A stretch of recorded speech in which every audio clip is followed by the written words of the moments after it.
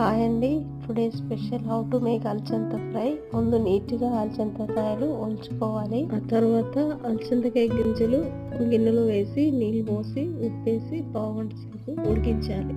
తర్వాత ఉల్లిపాయలు, పచ్చిమిర్చి, కరివేపాకు పోసి పక్కన పెట్టుకోవాలి. తర్వాత గిన్నె పొయ్యి మీద పెట్టుకొని ఆయిల్ పోసి పోపు దినుసులు వేసి ఆనియన్స్ వేసి పచ్చిమిర్చి, కరివేపాకు వేసి కాసేపు మగ్గనివ్వాలి. ఆ తర్వాత ముందుగా ఉడికించుకున్న అలచందకాయ గింజలను నీళ్లు పోయేంత వరకు వడగట్టుకోవాలి.